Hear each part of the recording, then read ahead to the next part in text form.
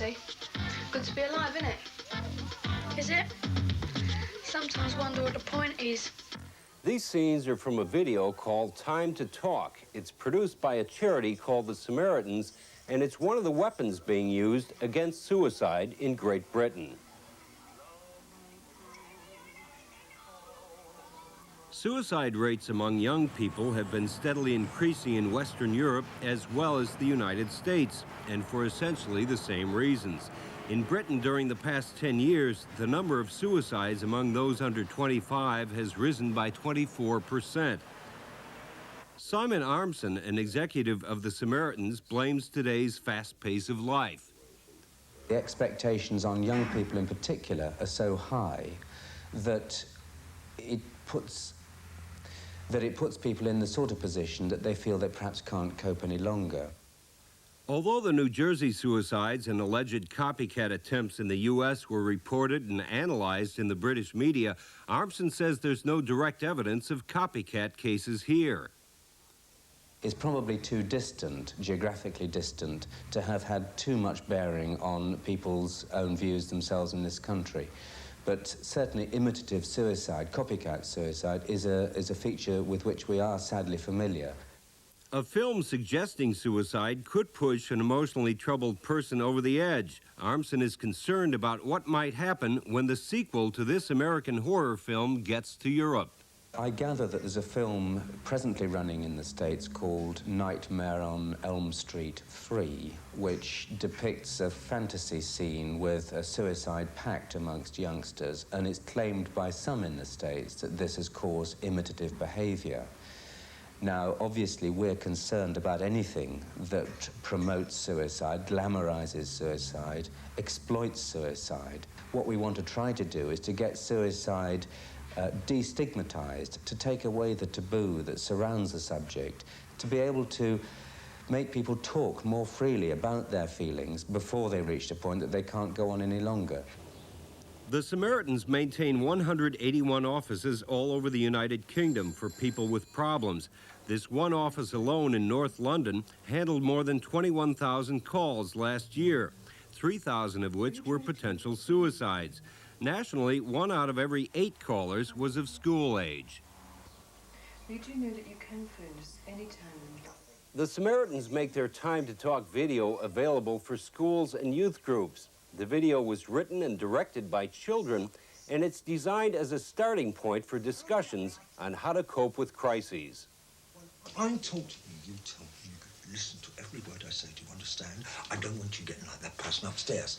Do you understand? You do as I say, you answer me, and you do what I want you to do!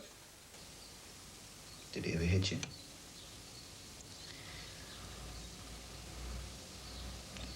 A couple of times. Yeah, he did. Now you see, you've got your dad angry. You're not my dad, you're not my dad. God, man, you didn't have to hit me, did you? Steve. Did it else? Stop, Steve. There's no way of telling how many suicides the video or the counseling service may have prevented. Quite often, when somebody has been in a going through a very bad time emotionally and has received some support, the last thing they want to do is to remember that. The last thing they want to do is to feel beholden to whomsoever it is that's given them the support. They want to forget that and get on with the rest of their lives, and that's fine by us.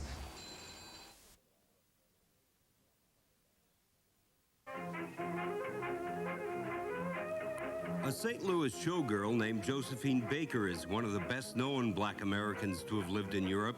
She was the toast of Paris in the 1920s, an era when Black Americans started migrating to the continent. Another American who spent much of his life in Paris was Sidney Bechet, a major figure in the New Orleans School of Jazz. No one knows how many Black Americans came to Europe over the years or how many live here now, but it's generally acknowledged that one thing that draws them here is less discrimination. Donald Jones is a celebrity in Holland. On this night, he's co-starring in the Dutch version of the play I'm Not Rappaport in a town near Amsterdam. Jones came to Europe more than 30 years ago with a song and dance group, and he's lived in Holland ever since. Wat zou je zeggen van die junkies daar? Waarom ga je niet met hen bemoeien?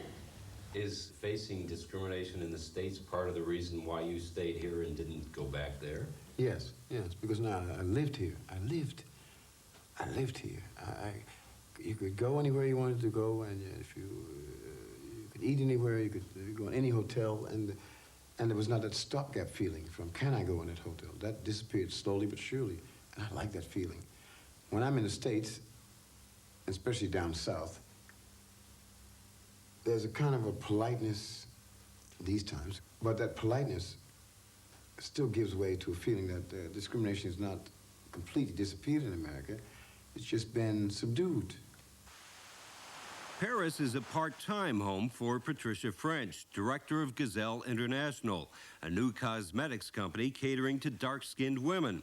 Originally from Georgia, she now lives in both the U.S. and France. I started a company here in France, and I've succeeded in building something and making headways for myself, which would not have been available to me in the U.S. In this case, being black was last, whereas being black in the U.S. and starting a cosmetic company would have been my first negative. The difference between American racism and European racism is that the Europeans let it be known we are racist, and either you fit the mold or you're out. And in America, you know, it's something that's sort of that's hidden back in the closet. Joseph Billups retired from the U.S. Army in West Germany. He now works for a pesticide company training third world clients in the use of the products. I personally feel that racial problems exist throughout the world. It's how a person conducts himself. Of course, there's prejudices against certain people. For instance, in Europe, I find that there's no more prejudice against the blacks than there are against people like the Turks. Blacks from Africa, the Caribbean, and the United States feel a kinship because of their color, but they're separated by their cultures. I spend quite a bit of time, at least 3 to 4 days a month in Africa and West Africa. How do they view American blacks? They view American blacks as being more white than black. They don't really relate to us as being Africans. See, I get in conversations with the Africans, and I say, well, you're lucky because you know your roots. I don't. Say, yeah, but you're lucky because you're American. Our roots don't mean anything, you know. You should know who your ancestors are.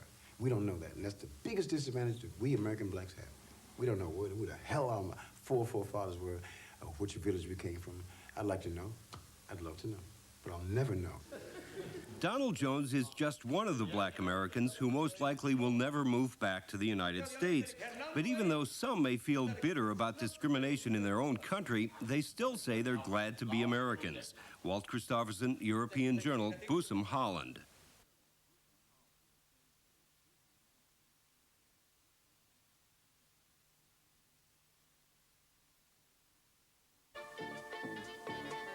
Deux chevaux means 2 horses. The little car actually had 9 horsepower when it came into being back in 1949, but it was listed as 2 horses for tax purposes.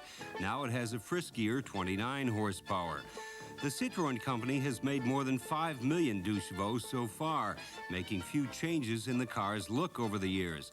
With a base price of around $5,000, it's one of the best buys on 4 wheels. The Deux chevaux started out as a cheap means of transportation. For many people, it still is. But for others, it's high camp, often decorated or customized in outrageous ways.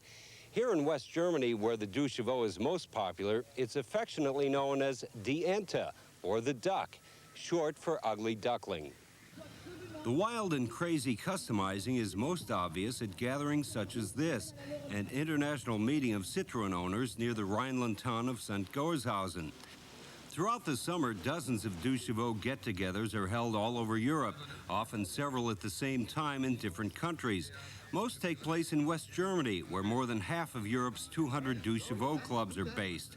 There's a great camaraderie among Deux chevaux fans who see the car as a vehicle for expressing their individualism. The owner of this mean machine told us he wouldn't be seen in a Mercedes. When this car comes down the street, he says, everybody looks. This man says with a deux chevaux, you buy a simple car with few extras, then modify it to fit your own style. It's just a car that doesn't look like any other car, and it's very nice to drive. It makes that strange noise, and you can fix it yourself easily. To me, it's beautiful, and I think to everyone that owns one, there's a certain mystique, a certain attractiveness. The camaraderie goes beyond the weekends. At this wedding in Gütersloh, West Germany, the bride and groom walk under a canopy of deux chevaux hoods held aloft in their honor. Later at a reception, the gifts for the newlyweds include a chess set, and the chess pieces are ducks. With all this affection, why is the deux chevaux in trouble? At Citroën's West German headquarters in Cologne, spokesman Günther von Bülow cites tighter pollution laws as the main reason. As of last month, deux chevaux could no longer be licensed in Switzerland and Austria because they don't meet emission standards. Von Bülow says those two countries accounted for up to 20% of recent sales. Deux chevaux sales also have been slipping overall, especially in France. However, there was a buying spree in West Germany last year, apparently because of the rumors that the deux chevaux was on the way out. Although the reports of the deux chevaux' imminent death have been exaggerated, the little car doesn't have much time left. Von Bülow estimates about 5 years. Walt Christophersen, European Journal, at a Citroën dealer in Bonn.